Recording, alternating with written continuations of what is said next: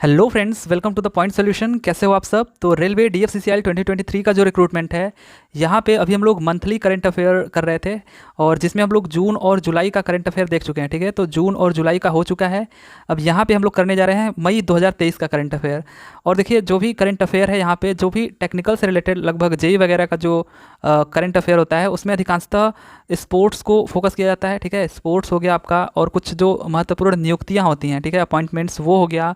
Books and Athar हो गया, क्योंकि DFCCIL में तो DFCCIL में प्रीवियस ईयर में देखे गए हैं कि बुक्स और अथर से क्वेश्चन जरूर पूछे गए हैं, और स्पोर्ट्स से ज़्यादातर। ठीक है, मतलब आपका एक क्वेश्चन तो रहेगा ही रहेगा, कभी कभी दो क्वेश्चन पूछ लिया जाता है। ठीक है, करंट अफेयर से, तो इन पे आप ज़्यादा फोकस करिएगा, राइट। और बुक्स और अथर मैंने नहीं कराया है, तो अगर समय मिलता है तो मैं उसको भी करा दूंगा, ठीक है, अलग से। बट यहाँ पे फिलहाल में हम लोग मई 2023 का करंट अफेयर देखते हैं, राइट। तो इसमें स्टार्ट करते हैं हम लोग सबसे पहले नेशनल न्यूज़ से, उसके बाद हम लोग देखेंगे इंपॉर्टेंट अपॉइंटमेंट्स जो हैं, और जो स्पोर्ट्स के क्वेश्चन है, फिर इंपॉर्टेंट डेज, राइट। तो सबसे पहले हम लोग देखते हैं नेशनल न्यूज़ से। तो इसमें जो हमारा पहला क्वेश्चन है कि प्रधानमंत्री नरेंद्र मोदी ने किस राज्य या केंद्र शासित प्रदेश में Namo medical education and research institute का उद्घाटन किया है। So in which state UT has prime minister Narendra Modi inaugurated the Namo medical education and research institute.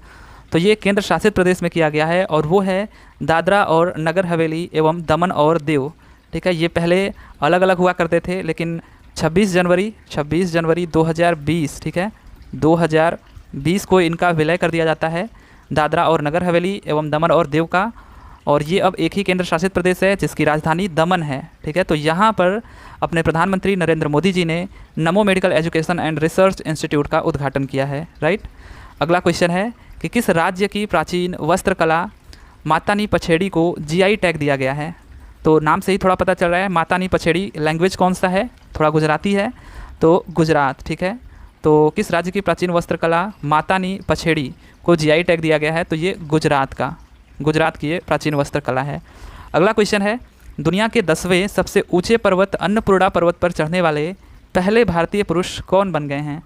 सो ये बन गए हैं अर्जुन वाजपेयी। ठीक है, तो दुनिया के 10वें सबसे ऊंचे पर्वत अन्नपूर्णा पर्वत पर चढ़ने वाले पहले भारतीय पुरुष कौन बन गए हैं, अर्जुन वाजपेयी। अगला क्वेश्चन है कि किस केंद्रीय मंत्री ने इफ़को द्वारा विकसित दुनिया का पहला नैनो DAP लॉन्च किया है। सो इफ़को मतलब आप जानते होंगे, international farmers fertiliser cooperative limited, इसके द्वारा विकसित दुनिया का पहला नैनो DAP। ठीक है, नैनो DAP मतलब नैनो डाई अमोनियम फास्फेट किसने लॉन्च किया, तो ये गृह मंत्री अमित शाह ने। ठीक है, अपने गृह मंत्री अमित शाह ने इफ़को द्वारा विकसित दुनिया का पहला नैनो DAP लॉन्च किया है। अगला क्वेश्चन है कि किस राज्य और केंद्र शासित प्रदेश में सिंथन स्नो फेस्टिवल आयोजित किया गया है। तो देखिए, अगेन फेस्टिवल आ गया, तो जितने भी फेस्टिवल, मेला, त्यौहार, ये सब है, मैंने बताया इंपॉर्टेंट है। तो सिंथन स्नो फेस्टिवल कहाँ आयोजित किया गया, तो ये जम्मू एंड कश्मीर। ठीक है, तो जम्मू कश्मीर में आयोजित किया जाता है किश्तवाड़ में। ठीक है, एक सिंथन मैदान है वहाँ पे। तो ये जो आपका हो गया सिंथन स्नो फेस्टिवल, कहाँ पे, जम्मू कश्मीर में। अगला क्वेश्चन है कि भारत का पहला केबल स्टे रेल ब्रिज हाल ही में कहाँ बनकर तैयार हुआ है। तो ये देखिए, आपका केबल स्टे रेल ब्रिज आपके DFCCIL के लिए भी इंपॉर्टेंट है, रेलवे के लिए। तो भारत का पहला केबल स्टे रेल ब्रिज ये हाल ही में जम्मू कश्मीर में बनकर तैयार हुआ है। ठीक है, जम्मू कश्मीर में, राइट। अगला क्वेश्चन है, किस राज्य के सिमलीपाल टाइगर रिजर्व में एक दुर्लभ मेलानिस्टिक बाघ मृत पाया गया है। तो अगर आपको सिमलीपाल टाइगर रिजर्व पता है ये कहाँ पे है, तो आराम से बता दोगे, तो ये आपका उड़ीसा में है। ठीक है, तो सिमलीपाल टाइगर रिजर्व, पहली बात तो यही क्वेश्चन इंपॉर्टेंट है, ये कहाँ पे है, तो ये उड़ीसा में है, और यहाँ पे एक दुर्लभ मेलानिस्टिक बाघ मृत पाया गया है, राइट। तो सिमलीपाल टाइगर रिजर्व कहाँ है, उड़ीसा में। अगला क्वेश्चन है कि केपलर के आंकड़ों के अनुसार सऊदी अरब को पीछे छोड़ते हुए यूरोप में रिफाइंड ईंधन का सबसे बड़ा आपूर्तिकर्ता कौन बन गया है। ठीक है, तो ये अपना भारत, इंडिया बन गया है। ठीक है, तो केपलर के आंकड़ों के अनुसार पूछ रहा है कि सऊदी अरब को भी पीछे छोड़ते हुए यूरोप में रिफाइंड ईंधन का सबसे बड़ा आपूर्तिकर्ता बन गया है अपना भारत। ठीक है, अगला क्वेश्चन है कि किस राज्य के बांधवगढ़ टाइगर रिजर्व के अंदर 2000 साल पुरानी आधुनिक सभ्यता के अवशेष मिले हैं। तो ये देखिए, पहली बात अगेन, बांधवगढ़ टाइगर रिजर्व जो है ये कहाँ पे है, तो MP मध्य प्रदेश में है। ठीक है, तो यही पहला इंपॉर्टेंट क्वेश्चन हो जाता है, ये कहाँ पे है, बांधवगढ़ टाइगर रिजर्व मध्य प्रदेश, और इसके अंदर 2000 साल पुरानी आधुनिक सभ्यता के अवशेष मिले हैं, राइट। अगला क्वेश्चन है कि किस राज्य में भारत का पहला अंतर्राष्ट्रीय मल्टी मॉडल लॉजिस्टिक पार्क बनाया जा रहा है। तो ये बनाया जा रहा है असम में। ठीक है, क्या चीज़ बनाया जा रहा है, पहला अंतर्राष्ट्रीय मल्टी मॉडल लॉजिस्टिक पार्क कहाँ बनाया जा रहा है? असम में, राइट। अगला क्वेश्चन है, केंद्रीय मंत्री नित्यानंद राय ने किस राज्य में दावकी भूमि बंदरगाह का उद्घाटन किया है? सो दावकी भूमि बंदरगाह का उद्घाटन केंद्रीय मंत्री नित्यानंद राय ने कहाँ पर किया है? तो मेघालय में किया है, ठीक है। कहाँ पर? मेघालय में, राइट। अगला क्वेश्चन देख लेते हैं कि उत्तर प्रदेश के किस जिले में हाल ही में पहले फार्मा पार्क की स्थापना को मंजूरी दी गई है? तो फार्मा पार्क, ठीक है, नाम से पता चलता है कि मेडिकल से रिलेटेड है। तो उत्तर प्रदेश के किस जिले में हाल ही में फार्मा पार्क की स्थापना को मंजूरी दी गई है? तो ये ललितपुर, ठीक है, ये बुंदेलखंड में पड़ता है। तो बुंदेलखंड के ललितपुर में फार्मा पार्क की स्थापना को मंजूरी दी गई है, उत्तर प्रदेश में, राइट। अगला क्वेश्चन है कि किस मंत्रालय ने हाल ही में लर्निंग मैनेजमेंट इंफॉर्मेशन सिस्टम सक्षम लॉन्च किया है? तो ये एक लर्निंग मैनेजमेंट इंफॉर्मेशन सिस्टम है सक्षम। तो किसने ये लॉन्च किया है? तो स्वास्थ्य मंत्रालय ने लॉन्च किया है, ठीक है। स्वास्थ्य मंत्रालय ने इसको लॉन्च किया है, लर्निंग मैनेजमेंट इंफॉर्मेशन सिस्टम सक्षम, राइट। अगला क्वेश्चन है कि किस राज्य सरकार ने अपनी तरह का पहला स्टेट रोबोटिक्स फ्रेमवर्क लॉन्च किया है? तो ये किस राज्य सरकार ने किया है? विच state government has launch the first of its kind state robotics framework? तो ये लॉन्च किया है तेलंगाना ने, ठीक है। तो किस राज्य सरकार ने अपनी तरह का पहला स्टेट रोबोटिक्स फ्रेमवर्क लॉन्च किया है? तेलंगाना ने, राइट। अगला क्वेश्चन है कि किस राज्य में दुनिया का सबसे बड़ा रिफाइनरी कॉम्प्लेक्स बनाया जाएगा? तो दुनिया का सबसे बड़ा रिफाइनरी कॉम्प्लेक्स कहाँ बनाया जाएगा? महाराष्ट्र में, ठीक है। तो महाराष्ट्र में दुनिया का सबसे बड़ा रिफाइनरी कॉम्प्लेक्स बनाया जाएगा। अगला क्वेश्चन है कि महाराष्ट्र के उप मुख्यमंत्री देवेंद्र फडणवीस ने किस देश में छत्रपति शिवाजी महाराज की प्रतिमा का अनावरण किया है? तो ये मॉरिशस में किया है, ठीक है, मॉरिशस। देखिए यहाँ पे जो महाराष्ट्र के उप मुख्यमंत्री हैं, जो कि पहले मुख्यमंत्री थे, अब शिंदे हैं, ठीक है। तो ये अब उप मुख्यमंत्री हैं देवेंद्र फडणवीस। तो किस देश में इन्होंने छत्रपति शिवाजी महाराज की प्रतिमा का अनावरण किया है? तो मॉरिशस में, ठीक है, मॉरिशस। अगला क्वेश्चन है कि किस राज्य सरकार ने डिज्नीलैंड के आधार पर रामालैंड बनाने की योजना बनाई है? So which state government has planned to make Ramaland on the basis of Disneyland? तो ये उत्तर प्रदेश, ठीक है, उत्तर प्रदेश। सो किस राज्य सरकार ने डिज्नीलैंड के आधार पर रामालैंड बनाने की योजना बनाई है? तो ये उत्तर प्रदेश सरकार ने, राइट। अगला क्वेश्चन है हमारा कि सस्टेनेबल एविएशन फ्यूल का उपयोग कर कमर्शियल उड़ान संचालन करने वाली पहली भारतीय एयरलाइन कौन सी है? ठीक है, तो सस्टेनेबल एविएशन फ्यूल का उपयोग कर कमर्शियल उड़ान संचालन करने वाली पहली भारतीय एयरलाइन कौन सी है? तो ये विस्तारा एयरलाइन, ठीक है, विस्तारा एयरलाइन है आपका, मतलब सस्टेनेबल एविएशन फ्यूल का उपयोग कर कमर्शियल उड़ान संचालन करने वाली ये पहली भारतीय लाइन है, विस्तारा एयरलाइन, राइट। अगला क्वेश्चन है, रीडिंग लाउंज हासिल करने वाला भारत का पहला हवाई अड्डा कौन सा बन गया है? तो रीडिंग लाउंज हासिल करने वाला भारत का पहला जो हवाई अड्डा है ये बन गया है लाल बहादुर शास्त्री अंतर्राष्ट्रीय हवाई अड्डा। कहाँ पर है ये? तो उत्तर प्रदेश के वाराणसी में, ठीक है, काशी नगरी में है ये आपका, वाराणसी में रीडिंग लाउंज हासिल करने वाला भारत का पहला हवाई अड्डा, ठीक है, लाल बहादुर शास्त्री अंतर्राष्ट्रीय हवाई अड्डा, वाराणसी, उत्तर प्रदेश। अगला क्वेश्चन है, किस राज्य में सी हैरियर संग्रहालय का उद्घाटन किया गया है? तो sea harrier, in which state the sea harrier museum has been inaugurated? तो ये आंध्र प्रदेश, ठीक है, आंध्र प्रदेश, सी हैरियर संग्रहालय, ठीक है, सी मीन्स देखना, आंध्र मतलब थोड़ा सा अंधा टाइप से बना लीजिए, तो सी हैरियर संग्रहालय मतलब जो नहीं देख सकता, सी, तो ये आंध्र प्रदेश, ठीक है, आंध्र प्रदेश में इसका उद्घाटन किया गया है। अगला क्वेश्चन है, सतत विकास लक्ष्यों की दिशा में प्रगति को ट्रैक करने वाला पहला भारतीय शहर कौन सा बना है? सो सतत विकास लक्ष्यों की दिशा में प्रगति को ट्रैक करने वाला पहला भारतीय शहर कौन सा बना है? भोपाल बना है, ठीक है, तो भोपाल ऐसा स्टेट बना है जो सतत विकास लक्ष्यों की दिशा में प्रगति को ट्रैक करने वाला पहला भारतीय शहर बना है, मतलब ये शहर है, राज्य नहीं शहर, ठीक है। अगला क्वेश्चन है हमारा कि किस राज्य मंत्री द्वारा कान अंतर्राष्ट्रीय फिल्म महोत्सव में भारतीय प्रतिनिधिमंडल का नेतृत्व किया गया है? तो किस राज्य मंत्री द्वारा, ऐसा पूछ रहा है कि कान अंतर्राष्ट्रीय फिल्म महोत्सव में भारतीय प्रतिनिधिमंडल का नेतृत्व किया गया है?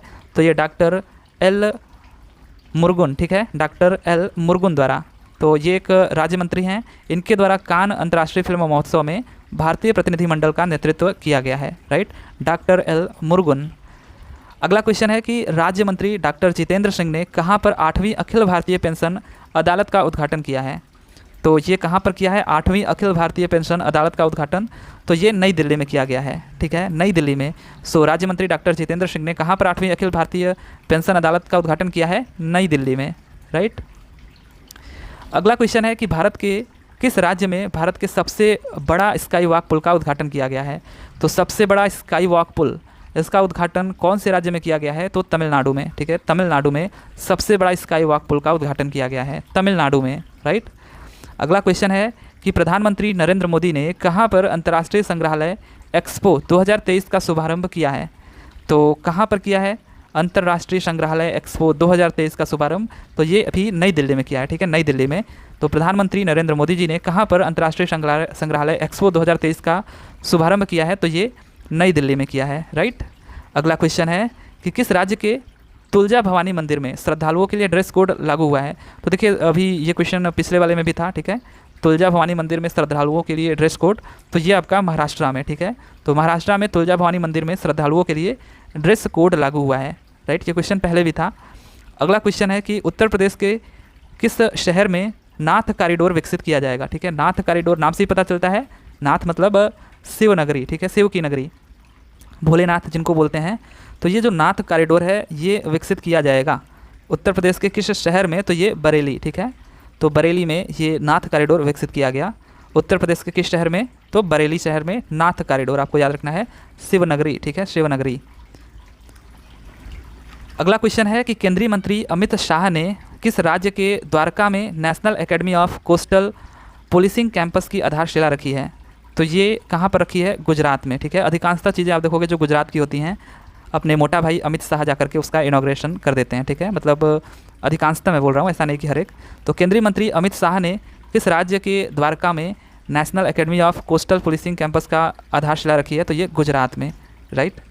अगला क्वेश्चन है कि सुशासन नियमन को मंजूरी देने वाला देश का पहला राज्य कौन सा बन गया है? So which has become the first state in the country to approve the good governance regulation? तो ये महाराष्ट्र बन गया है, ठीक है, महाराष्ट्र। सो सुशासन नियम को मंजूरी देने वाला देश का पहला राज्य कौन सा बन गया है? सो ये महाराष्ट्र बन गया है, ठीक है, महाराष्ट्र। अगला क्वेश्चन है कि UBI ग्लोबल ने किस राज्य के स्टार्टअप मिशन को दुनिया के नंबर 1 सार्वजनिक व्यापार इनक्यूबेटर के रूप में दर्जा दिया है? तो ये दिया है केरल, ठीक है, केरल को। UBI ग्लोबल ने पूछ रहा है किस राज्य के स्टार्टअप मिशन को दुनिया के नंबर 1 सार्वजनिक व्यापार इनक्यूबेटर के रूप में दर्जा दिया है? तो ये केरल को दिया है, केरल को, ठीक है। अगला क्वेश्चन है कि कपिलेश्वर मंदिर जिसे ASI की संरक्षित स्मारकों की सूची में शामिल किया जा रहा है, किस राज्य में स्थित है ये? तो किस राज्य में स्थित है ये? ओडिशा में स्थित है, राइट। सो कपिलेश्वर मंदिर जिसे ASI की संरक्षित स्मारकों की सूची में शामिल किया जा रहा है, किस राज्य में स्थित है ये? तो ये ओडिशा में स्थित है, राइट, ओडिशा में। अगला क्वेश्चन है कि प्रधानमंत्री नरेंद्र मोदी किस देश की यात्रा करने वाले पहले भारतीय प्रधानमंत्री बन गए हैं? ठीक है, तो प्रधानमंत्री नरेंद्र मोदी किस देश की यात्रा करने वाले पहले भारतीय प्रधानमंत्री बन गए हैं? तो ये पपुआ न्यू गिनी, ठीक है, तो पपुआ न्यू गिनी की यात्रा करने वाले ये पहले प्रधानमंत्री बन गए हैं प्रधानमंत्री Narendra Modi, right. Papua New Guinea की यात्रा करने वाले, पपुआ न्यू गिनी की, राइट। अगला क्वेश्चन है केंद्रीय मंत्री भूपेंद्र यादव ने किस शहर में सतत भूमि प्रबंधन के लिए उत्कृष्टता केंद्र COE/SLM का उद्घाटन किया है? ठीक है, तो केंद्रीय मंत्री भूपेंद्र यादव ने किस शहर में सतत भूमि प्रबंधन के लिए उत्कृष्टता केंद्र COE/SLM, COE का मतलब क्या होता है यहाँ पे? तो सेंटर ऑफ एक्सेलेंस COE का मतलब, और SLM का मतलब सस्टेनेबल लैंड मैनेजमेंट, ठीक है। तो ये पूछ रहा है कि केंद्रीय मंत्री भूपेंद्र यादव ने किस शहर में सतत भूमि प्रबंधन के लिए उत्कृष्टता केंद्र COE/SLM का उद्घाटन किया है? तो ये देहरादून में किया है, ठीक है। केंद्रीय मंत्री भूपेंद्र यादव ने इसका उद्घाटन किया है सेंटर ऑफ एक्सेलेंस का फॉर सस्टेनेबल लैंड मैनेजमेंट, ये कहाँ पे किया है? देहरादून में, राइट। अगला क्वेश्चन है कि किस राज्य सरकार ने ग्रीन हाइड्रोजन पॉलिसी तैयार करने की घोषणा की है? So which state government has announced to prepare green hydrogen policy? तो ग्रीन हाइड्रोजन जो पॉलिसी है ये हिमाचल प्रदेश सरकार ने, ठीक है। किस राज्य सरकार ने ग्रीन हाइड्रोजन पॉलिसी तैयार करने की घोषणा की है? तो ये हिमाचल प्रदेश सरकार ने की है। अगला क्वेश्चन है कि देश में CBDC का इस्तेमाल करने वाला पहला नगर निगम कौन सी बन गई है? So which state has become the first municipal corporation to use CBDC in the country? सो ये पटना बन गई है, ठीक है। कौन बन गया है? पटना, राइट। सो देश में CBDC का इस्तेमाल करने वाला पहला नगर निगम कौन सा बन गया है, तो ये पटना बन गया है। CBDC का फुल फॉर्म क्या होता है, तो सेंट्रल बैंक डिजिटल करेंसी, ठीक है। ये जो आपका CBDC है, सेंट्रल बैंक डिजिटल करेंसी का इस्तेमाल करने वाला पहला नगर निगम कौन सा बन गया है, तो ये पटना बन गया है, ठीक है। अगला क्वेश्चन है कि पर्यावरण मंत्रालय ने किस अभ्यारण्य को इको सेंसिटिव जोन के रूप में नामित करने का प्रस्ताव दिया है। सो पर्यावरण मंत्रालय ने किस अभ्यारण्य को इको सेंसिटिव जोन के रूप में नामित करने का प्रस्ताव दिया है, तो ये ताल छापर अभ्यारण्य, ठीक है। ताल छापर अभ्यारण्य को, ये कहाँ पे है, तो ये राजस्थान में है, राजस्थान में है ये ताल छापर अभ्यारण्य। तो पर्यावरण मंत्रालय ने इस अभ्यारण्य को इको सेंसिटिव जोन के रूप में नामित करने का प्रस्ताव दिया है, ताल छापर अभ्यारण्य को। अगला क्वेश्चन है कि केंद्रीय कोयला और खान मंत्री प्रहलाद जोशी कहाँ पर पहले खनन स्टार्टअप शिखर बैठक का उद्घाटन किया है, तो कहाँ पर किया है, ये मुंबई में किया है, ठीक है, मुंबई में। तो केंद्रीय कोयला और खान मंत्री जो हैं अपने प्रहलाद जोशी, कहाँ पर पहले खनन स्टार्टअप शिखर बैठक का उद्घाटन किया है इन्होंने, तो ये मुंबई में किया है, मुंबई आपको याद रखना है। अगला क्वेश्चन है कि प्रधानमंत्री मोदी ने संसद भवन के उद्घाटन के अवसर पर कितने रुपए का सिक्का जारी किया है, तो मोस्ट इंपॉर्टेंट क्वेश्चन है आपका, ठीक है। एक आपका करेंसी से रिलेटेड, मतलब करेंसी नहीं, मतलब नोट से रिलेटेड आपका एक क्वेश्चन आया था इसके पहले वाले प्रीवियस जो ईयर का पेपर था। और यहाँ पे आपका ये जो है कि प्रधानमंत्री मोदी ने संसद भवन के उद्घाटन के अवसर पर कितने रुपए का सिक्का जारी किया, तो ये 75 रुपये का सिक्का जारी किया, ठीक है, 75 रुपये का। अगला क्वेश्चन है कि किस राज्य में देश का सबसे बड़ा हाईकोर्ट बनाया जा रहा है, तो किस राज्य में देश का सबसे बड़ा हाईकोर्ट बनाया जा रहा है, तो ये झारखंड, ठीक है, झारखंड राज्य में देश का सबसे बड़ा हाईकोर्ट बनाया जा रहा है।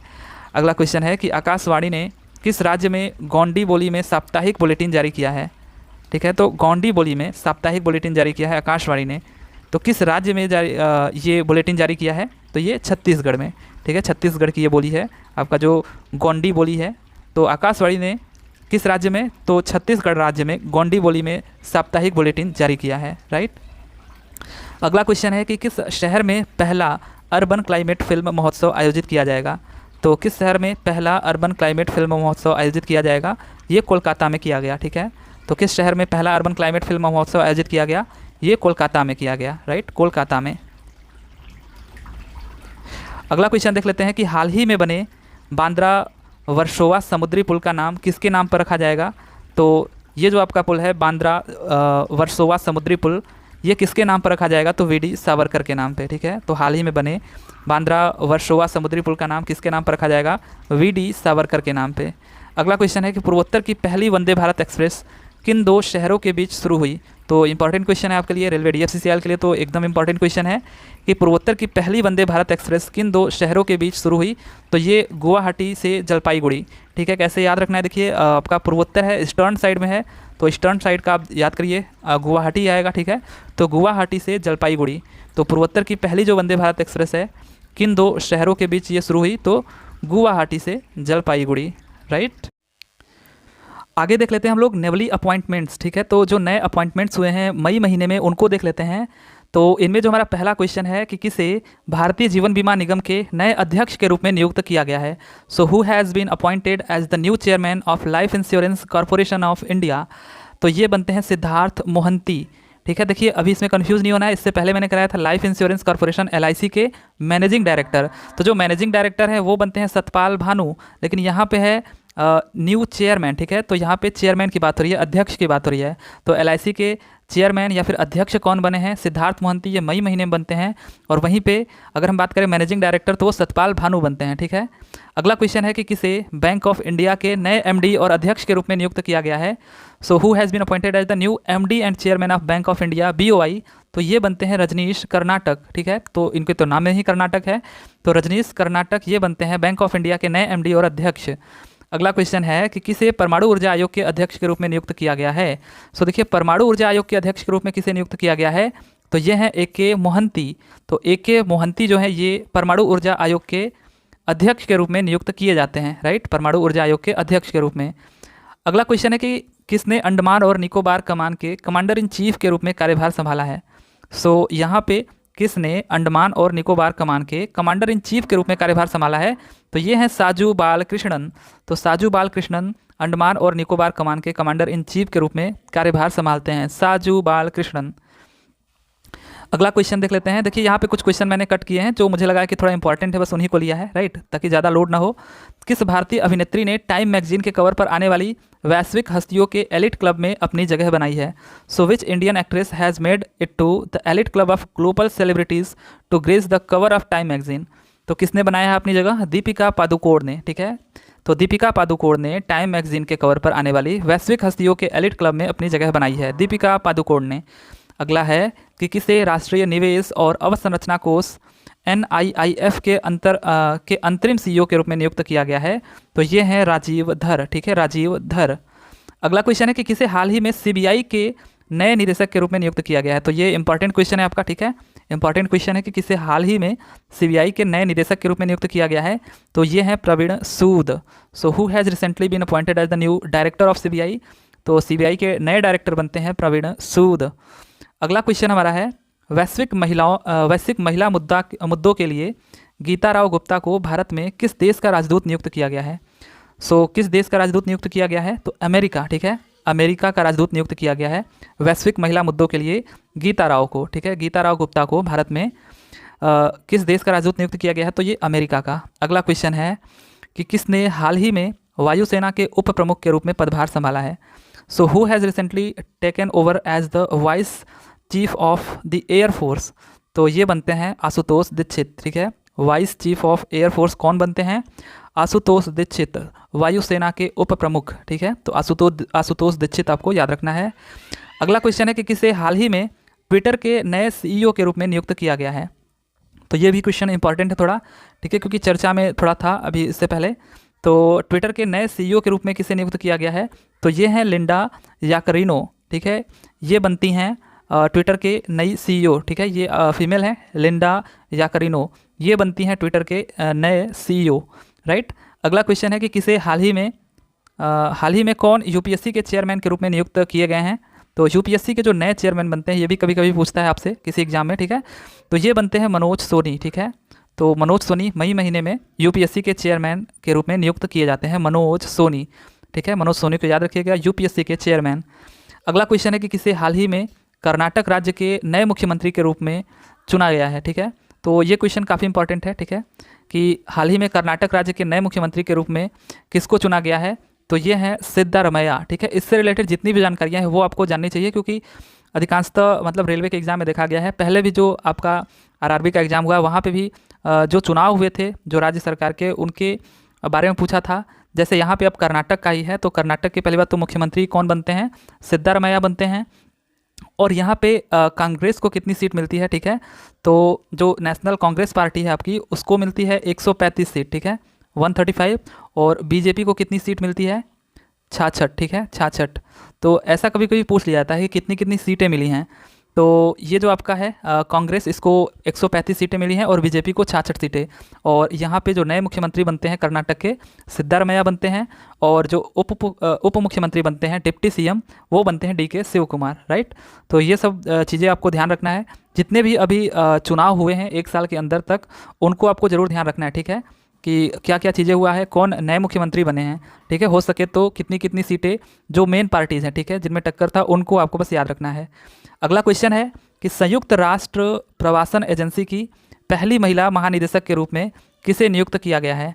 तो who has been appointed as the first woman director general of the UN migration agency? तो ये एमी पॉप बनती हैं, ठीक है, एमी पॉप। तो संयुक्त राष्ट्र प्रवासन एजेंसी की पहली महिला महानिदेशक के रूप में किसे नियुक्त किया गया है? तो एमी पॉप को। अगला क्वेश्चन है कि किसे बास्केटबॉल फेडरेशन ऑफ इंडिया के नए अध्यक्ष के रूप में चुना गया है?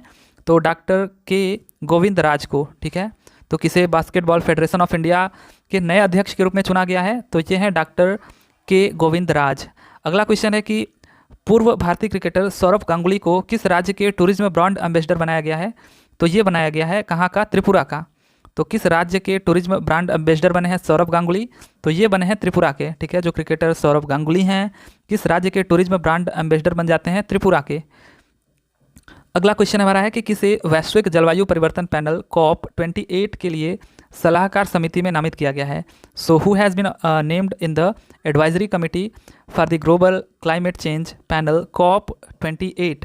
तो ये मुकेश अंबानी को बनाया जाता है, ठीक है, इनको नामित किया जाता है। सो किसे वैश्विक जलवायु परिवर्तन पैनल COP28 के लिए सलाहकार समिति में नामित किया जाता है, तो ये मुकेश अंबानी को, राइट। अब आगे हम लोग स्पोर्ट्स से रिलेटेड कुछ क्वेश्चन देख लेते हैं जो कि मई महीने के हैं, ठीक है। तो स्पोर्ट्स से रिलेटेड जो करंट अफेयर है उनमें पहला क्वेश्चन है आपका कि अंतर्राष्ट्रीय क्रिकेट में 12,000 रन बनाने वाले दूसरे सबसे तेज एशियाई बल्लेबाज कौन बने हैं। So who has become the second fastest Asian batsman to score 12,000 runs in international cricket.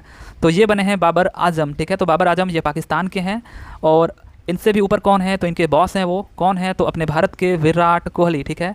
सो जो विराट कोहली हैं ये पहले नंबर पे बन जाते हैं, जो 12,000 रन बनाने वाले सबसे फास्टेस्ट बल्लेबाज बन जाते हैं। ये 276 मैचों में 12,000 रन पूरा करते हैं विराट कोहली, जबकि इनसे पीछे रह जाते हैं बाबर आजम जो कि 277 मैचों में बनाते हैं, ठीक है। हालांकि इसमें कोई दो राय नहीं है कि बाबर आजम पाकिस्तान के जो कैप्टन हैं एक अच्छे प्लेयर हैं, ठीक है, काफ़ी अच्छे प्लेयर हैं, लेकिन उनसे भी ऊपर हैं विराट कोहली, ठीक है। अगला क्वेश्चन देख लेते हैं कि हाल ही में प्रतिष्ठित गोल्डन ग्लोब रेस पूरी करने वाले भारतीय कौन बने हैं। तो ये बने हैं अभिलाष टॉमी, ठीक है। तो अभिलाष टॉमी बने हैं गोल्डन ग्लोब रेस पूरी करने वाले पहले भारतीय, अभिलाष टॉमी। अगला क्वेश्चन है कि किसे अजरबैजान ग्रैंड प्रिक्स 2023 जीती है। तो किसने जीती है ये अजरबैजान ग्रैंड प्रिक्स 2023, तो ये जीते हैं सर्जियो पेरेज, ठीक है। तो इस बार देखिए मैक्स वर्स्टापेन नहीं आया, जबकि अभी हमने देखा था ब्रिटिश ग्रैंड प्रिक्स और ऑस्ट्रियाई ग्रैंड प्रिक्स दोनों के दोनों जीता था मैक्स वर्स्टापेन ने, और ये जीता है सर्जियो पेरेज ने। तो इसको आप याद रखिएगा, अजरबैजान ग्रैंड प्रिक्स 2023 ये जीते हैं सर्जियो पेरेज, राइट। अगला क्वेश्चन है हमारा, किस भारतीय जोड़ी ने पहली बार एशिया बैडमिंटन चैंपियनशिप के पुरुष डबल्स में स्वर्ण पदक जीता है। तो किसने जीता है, ये चिराग शेट्टी और सात्विक साईराज की जोड़ी ने, ठीक है। सात्विक साईराज इससे पहले हमने देखा था कि सबसे फास्टेस्ट बैडमिंटन हिटिंग के मामले में गिनीज बुक में अपना नाम दर्ज कराया था इन्होंने, और तो चिराग शेट्टी और सात्विक साईराज की जोड़ी ने पहली बार एशिया बैडमिंटन चैंपियनशिप के पुरुष में डबल्स में स्वर्ण पदक जीता है, ठीक है, चिराग शेट्टी और सात्विक साईराज ने। अगला क्वेश्चन हमारा है कि किस देश के रहने वाले डिंग लिरेन पहले विश्व शतरंज चैंपियन बने हैं। सो ये चाइना, ठीक है, चीन के रहने वाले। अगला क्वेश्चन है कि किस देश के टीम ने पहली बार पुरुष एशिया कप के लिए क्वालिफाई किया है। तो पुरुष एशिया कप के लिए क्वालिफाई किसने किया है, नेपाल ने, ठीक है। इस बार आप एशिया कप में नेपाल को भी देखोगे जो क्रिकेट एशिया कप होना है, ठीक है, क्रिकेट का, उसमें आप नेपाल को भी खेलता हुआ देखोगे। ये अभी जब आपका एग्ज़ाम खत्म हो जाएगा उसके बाद शुरू होगा, तो ये आपका एशिया कप में नेपाल भी इस बार क्वालिफाई कर लिया है, तो ये हो सकता है अच्छा क्वेश्चन बन जाए, ठीक है। अगला क्वेश्चन हमारा है कि किसने मियामी ग्रैंड प्रिक्स 2023 जीता। लो आई गया, मियामी ग्रैंड प्रिक्स 2023 किसने जीता, तो अगेन मैक्स वर्स्टापेन ने, ठीक है। ये रेडबुल की तरफ से खेलते हैं, ठीक है, रेडबुल, तो रेडबुल की तरफ से ये रेस करते हैं। मियामी ग्रैंड प्रिक्स 2023 इन्होंने जीता मैक्स वर्स्टापेन ने। तो ये लगभग हाल ही में 6 ग्रैंड प्रिक्स जीते हैं, ठीक है। उनमें से ये तीसरा भी हम लोग देख रहे हैं जो भी हमने रिसेंट करंट अफेयर करना शुरू किया है। तो मियामी ग्रैंड प्रिक्स भी किसने जीता है, मैक्स वर्स्टापेन ने, ठीक है। अगला क्वेश्चन है कि किसे अप्रैल माह के लिए ICC player of the month के लिए चुना गया है। तो ICC player of the month अप्रैल माह के लिए किसे चुना गया है, तो ये फ़खर जमान। तो अब ये सब क्वेश्चन धीरे धीरे पुराना हो रहा है, ठीक है। अभी हमने जून का देखा, जब जुलाई का करे थे तो जून के कौन बने थे, वानिंदु हसरंगा श्रीलंका के थे, लेकिन ये फ़खर जमान है, अप्रैल माह में ये बनते हैं, और ये पाकिस्तान के हैं, ठीक है। अगला क्वेश्चन हमारा है कि हाल ही में नीरज चोपड़ा ने दोहा डायमंड लीग में कौन सा पदक जीता है। तो डायमंड लीग पहली बात तो कहाँ हो रहा था, तो कतर के दोहा में। तो कौन सा पदक जीता है, तो ऑब्वियसली स्वर्ण पदक, गोल्ड, ठीक है। तो यहाँ पे डायमंड लीग में नीरज चोपड़ा ने कौन सा पदक जीता है, तो स्वर्ण पदक, राइट। अगला क्वेश्चन हमारा है आईपीएल इतिहास में सबसे तेज अर्धशतक बनाने वाले खिलाड़ी कौन बन गए हैं। So who has become the player to score the fastest 50 in IPL history. तो ये बन गए हैं यशस्वी जायसवाल, ठीक है, यशस्वी जायसवाल, राजस्थान रॉयल्स की तरफ से खेल रहे थे ये, तो यशस्वी जायसवाल बन जाते हैं सबसे तेज अर्धशतक लगाने वाले खिलाड़ी आईपीएल इतिहास में। अगला क्वेश्चन हमारा है कि किस राज्य के रहने वाले वोपल्ला प्रणीत भारत के 82वें ग्रैंड मास्टर बने हैं। तो ये जो वोपल्ला प्रणीत हैं ये 82वें ग्रैंड मास्टर बनते हैं, ये आपका मई में, लेकिन अभी हमने इसके पहले वाले में देखा था 83वें ग्रैंड मास्टर बनते हैं, ठीक है। जो हमने जुलाई का भी हमने देखा था करंट अफेयर, तो उसमें आदित्य सामंत, मुझे अभी तक याद है शायद आदित्य सामंत थे, तो वो 83वें ग्रैंड मास्टर बनते हैं, ठीक है। तो हो सकता है आपको वहीं अगर मतलब पूछा जाए तब का केस है ये कि 83वां अब तो हो चुका है, तो ये आपका थोड़ा पुराना हो गया, बट क्या पता जुलाई का ना बने, उससे पहले का बने। तो 82वें ग्रैंड मास्टर कौन बनते हैं, ये बनते हैं वोपल्ला प्रणीत, ये तेलंगाना के हैं, ठीक है। और 83वें कौन बनते हैं, आदित्य सामंत, राइट। अगला क्वेश्चन हमारा है कि अजरबैजान के बाकू में आयोजित ISSF विश्व कप 2023 में भारत 4 पदक जीतकर कौन से स्थान पर रहा है। तो ये दूसरे स्थान पर रहा है, ठीक है। तो ISSF वर्ल्ड कप 2023 में जो भारत है वो 4 पदक के साथ सेकंड पोजीशन पर रहा है, ठीक है। अगला क्वेश्चन हमारा है कि किस राज्य में south Asian youth table tennis championship 2023 का आयोजन किया गया है। तो south Asian youth table tennis championship 2023 का आयोजन किया गया है अरुणाचल प्रदेश में, ठीक है, अरुणाचल प्रदेश में किया गया है south Asian youth table tennis championship 2023 का आयोजन। अगला क्वेश्चन है, देखिए जितने भी स्पोर्ट्स के करंट अफेयर होते हैं ना, ये काफ़ी इंपॉर्टेंट है, खासतौर से जो ऐसे एग्जाम होते हैं टेक्निकल वाले या फिर आपके जेई वगैरह के जो एग्जाम होते हैं उनमें स्पोर्ट्स वगैरह काफ़ी पूछा जाता है। अगला क्वेश्चन हमारा है, पुरुषों की भाला फेंक रैंकिंग में भारतीय खिलाड़ी नीरज चोपड़ा वर्ल्ड में कौन से स्थान पर रहे हैं? तो ऑब्वियसली पहले पोजीशन पे, ठीक है। तो पुरुषों की भाला फेंक रैंकिंग में भारतीय खिलाड़ी जो नीरज चोपड़ा हैं ये वर्ल्ड में पहले स्थान पर रहे हैं। अगला क्वेश्चन हमारा है कि किसने इटालियन ओपन 2023 का खिताब जीता है? तो डेनियल मेदवेदेव ने, ठीक है। तो who has on the Italian open 2023? ये डेनियल मेदवेदेव ने जीता है इटालियन ओपन 2023। अगला क्वेश्चन हमारा है कि किस राज्य में खेलो इंडिया गेम्स का तीसरा संस्करण शुरू किया गया है? तो ये मैंने स्पोर्ट्स करंट अफेयर में कराया था, उत्तर प्रदेश में, ठीक है। तो खेलो इंडिया गेम्स का जो तीसरा संस्करण है, ठीक है, तो third edition of Khelo India games has been started in UP, Uttar Pradesh. अगला क्वेश्चन हमारा है कि आईपीएल के एक सीज़न में 700 रन बनाने वाले सबसे युवा खिलाड़ी हाल ही में कौन बने हैं? So who recently become the youngest player to score 700 runs in IPL season? तो शुभमन गिल, ठीक है। ये लगभग 890 रन बनाते हैं, ठीक है, 890, हाँ इतना ही बनाते हैं। तो 890 रन बनाए थे इस आईपीएल के सीज़न में और ऑरेंज कैप इन्हीं को मिला था, ठीक है। तो आईपीएल के एक सीज़न में 700 रन बनाने वाले सबसे युवा खिलाड़ी हाल ही में कौन बनते हैं? शुभमन गिल। अगला क्वेश्चन है, चीन ने किस देश को हरा करके सुदीरमन कप 2023 जीता है? तो चीन ने किस देश को हरा करके ये सुदीरमन कप 2023 जीता है? तो ये दक्षिण कोरिया को हरा करके जीता है, ठीक है, साउथ कोरिया। आपको याद रखना है, चीन ने किस देश को हरा करके सुदीरमन कप जीता है? साउथ कोरिया को। अगला क्वेश्चन है, किस शतरंज चैंपियन ने 2023 सुपर बेट रैपिड और ब्लिट्ज पोलैंड जीता है? तो ये मैग्नस कार्लसन ने ये जीता है, ठीक है। तो किस शतरंज चैंपियन ने 2023 सुपर बेट रैपिड और ब्लिट्ज पोलैंड जीता है? मैग्नस कार्लसन ने, राइट। अगला क्वेश्चन हमारा है कि उत्तर प्रदेश ने किसे हराकर 13वीं हॉकी इंडिया सब जूनियर पुरुष राष्ट्रीय चैंपियनशिप 2023 जीती है? तो ये ओडिशा को हरा करके, ठीक है। तो उत्तर प्रदेश ने किसे हरा करके 13वीं हॉकी इंडिया सब जूनियर पुरुष राष्ट्रीय चैंपियनशिप 2023 जीती है? तो ओडिशा को हरा करके जीता है, राइट। अगेन देखिए मोनाको, ठीक है, मोनाको ग्रैंड प्रिक्स 2023 किसने जीता है? तो अगेन मैक्स वेरस्टेपेन ने, ठीक है। तो फिर से आ गया मोनाको भी आप याद रखिएगा, ग्रैंड प्रिक्स 2023 किसने जीता है? तो मैक्स वेरस्टेपेन ने, राइट। अगला क्वेश्चन हमारा है कि किस भारतीय शटलर ने हाल ही में मलेशिया मास्टर्स 2023 का खिताब जीता है? तो ये जीता है एच.एस. प्रणय, ठीक है, एच.एस. प्रणय ने। तो किस भारतीय शटलर ने हाल ही में मलेशिया मास्टर्स 2023 का खिताब जीता है? तो ये एच.एस. प्रणय ने जीता है, राइट। अगला क्वेश्चन देख लेते हैं कि चेन्नई सुपर किंग्स ने किसको हराकर आईपीएल 2023 का खिताब जीता है? तो गुजरात टाइटंस को हरा करके, ठीक है।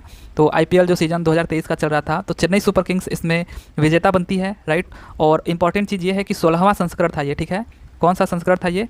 तो 16वां संस्करण था और साथ ही साथ चेन्नई सुपर किंग्स इसमें जीत जाती है गुजरात टाइटंस को हरा करके और 5 विकेट से जीतती है, राइट। और शुभमन गिल, ठीक है, अभी हमने देखा था शुभमन गिल इसमें क्या बनते हैं? शुभमन गिल इसमें बन जाते हैं ऑरेंज कैप, जो कि 890 रन बनाते हैं, 890 रन। और मोहम्मद शमी इसमें क्या बनते हैं? मोहम्मद शामी, ये पर्पल कैप इनके हाथों में आता है। तो 28 विकेट इन्होंने लिया था और ये 5वां टाइटल जीता है चेन्नई सुपर किंग ने, ठीक है। तो ये सब चीज़ें आईपीएल से रिलेटेड आपको याद रखना है। 5वां टाइटल जीता है जो मुंबई इंडियंस की बराबरी करी है चेन्नई सुपर किंग ने। और बाकी ये शुभमन गिल 890 रन के साथ orange cap, Mohammed Shami 28 wicket के साथ पर्पल कैप, राइट। 16वां संस्करण था ये। अब आगे हम लोग देख लेते हैं जो इंपॉर्टेंट डेज़ हैं मई महीने के, उनसे रिलेटेड क्वेश्चन, ठीक है। तो मई महीने के जो इंपॉर्टेंट डेज़ हैं वो आपके हैं। पहला क्वेश्चन है, अंतर्राष्ट्रीय श्रम दिवस मनाया जाता है? तो international labour day is celebrated on? तो ये 1 मई को, ठीक है। तो 1 मई को आपका अंतर्राष्ट्रीय श्रम दिवस मनाया जाता है, इंटरनेशनल लेबर डे। अगला है, विश्व टूना दिवस मनाया जाता है? तो world tuna day is celebrated on 2 मई को, ठीक है। तो 2 मई को विश्व टूना दिवस मनाया जाता है। एक्चुअली ये इसकी स्थापना यूनाइटेड नेशन, ठीक है, संयुक्त राष्ट्र यूनाइटेड नेशन यूएन द्वारा मछली के महत्व के बारे में जागरूकता बढ़ाने के लिए किया गया था, ठीक है। तो ये 2 मई को मनाया जाता है विश्व टूना दिवस। अगला है, प्रेस स्वतंत्रता दिवस मनाया जाता है? सो press freedom day is celebrated on 3 मई को, ठीक है। तो 3 मई को मनाया जाता है प्रेस स्वतंत्रता दिवस, प्रेस फ्रीडम डे। अगला है, अंतर्राष्ट्रीय अग्निशामक दिवस मनाया जाता है?